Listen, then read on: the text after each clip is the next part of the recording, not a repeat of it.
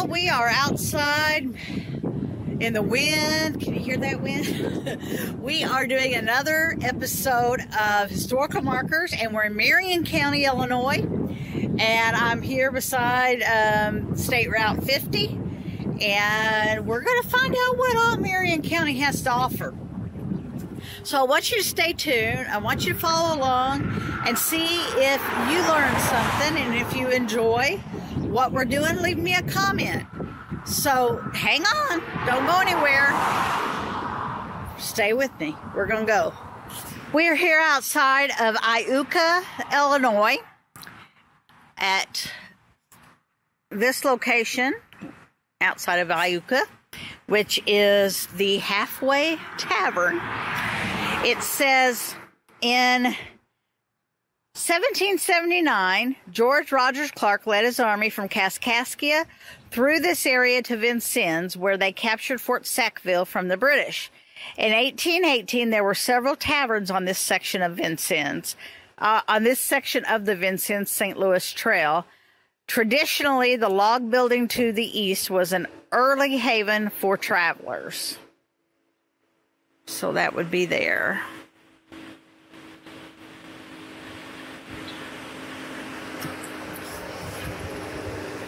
They could probably get food and a place to sleep, and who knows, some nice stuff to drink, and there probably was room for their animals out back. So there we go. We're here in Salem, Illinois, outside the William Jennings Bryan Park, and we're here for a couple of different markers. Look at the statue of William Jennings Bryan there.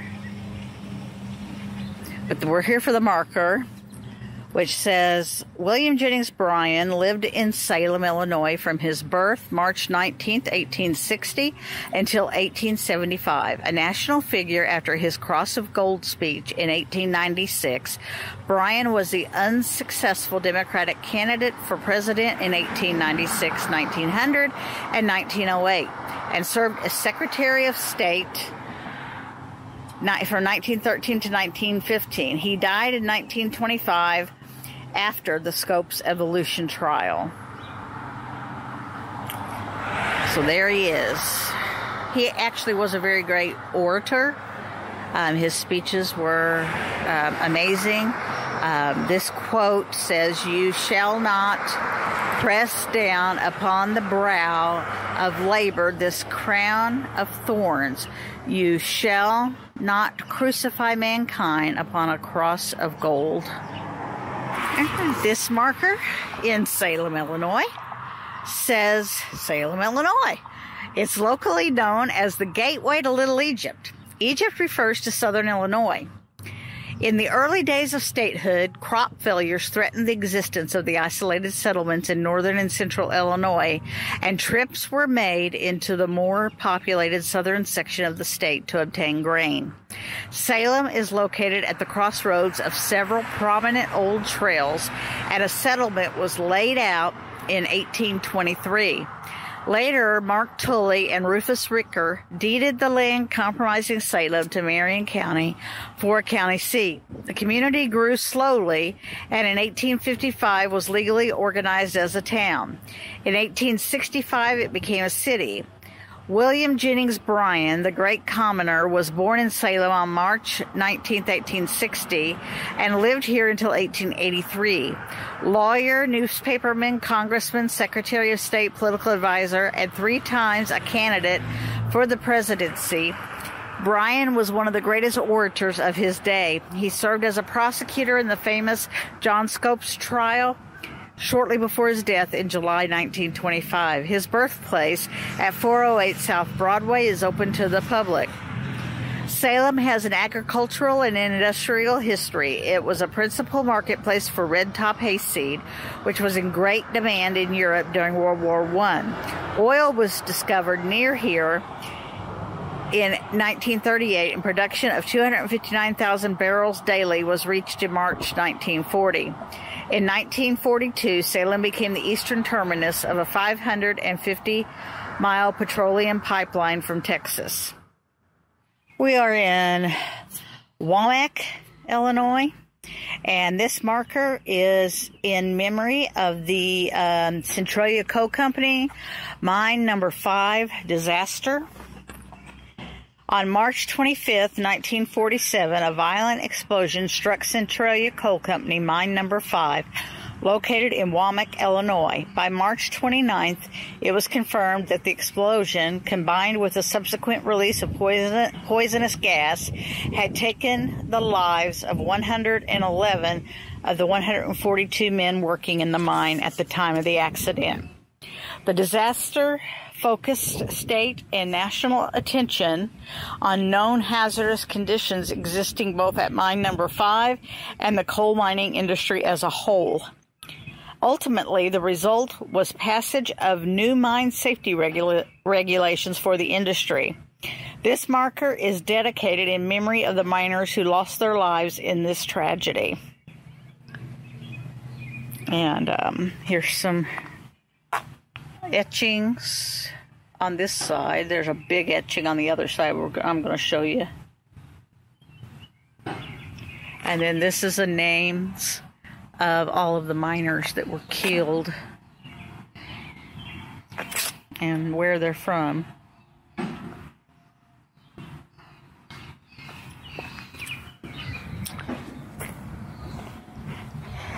And then on this side is a large etching of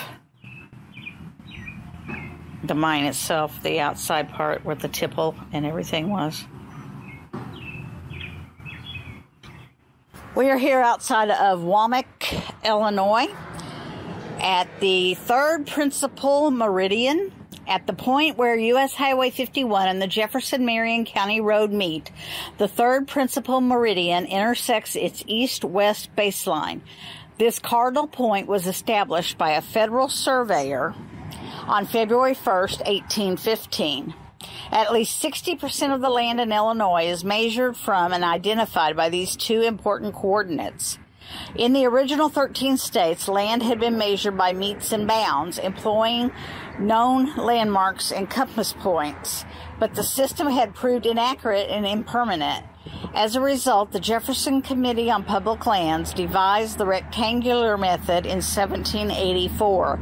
It became law the following year with the passage of the Land Ordinance of 1785, which applied to government lands not yet surveyed in the area northwest of the Ohio River. The ordinance stated that the surveyors, as they are respectively qualified, shall proceed to divide the said territory into townships of 6 miles square, by lines running due north and south, and others crossing these at right angles, as near as may be. Each new survey had to be tied to a principal meridian and its base line. The first principal meridian was laid out to govern land mostly in the Ohio country, the second mostly in Indiana, and the third running due north from the confluence of the Ohio and Mississippi rivers in Illinois only. Surveyors' townships are numbered north and south of a baseline and placed in ranges that are numbered east and west of a meridian. Unless a township is fractional, it is further divided into 36 sections, each measuring 1 mile by 1 mile. A full section contains 640 acres. And there's a stone out here that marks the actual principal meridian point, or cardinal point. And I'm showing you the sky. I apologize. So here's the stone that marks the actual, where the marker is, and there's the marker, and it says Cardinal Point, Witness Corner, and it's from the Illinois Registered Land Surveyors Association, and you can see on the map where we are. The baseline and the Third Principal Meridian right there. And that's where this cardinal point stone is, with this marker that's in the top of it. Okay, this says the same thing on this side. So there we go. If I was a land surveyor, I would understand this more than I do, but I don't. Well, all right, you guys, that was Marion County, Illinois. What'd you think? Did you learn anything? I did. So I had fun. Let me know if you did. Make a comment, follow, like, all of those things. And come back and stay tuned because there's a lot more to come. See you later.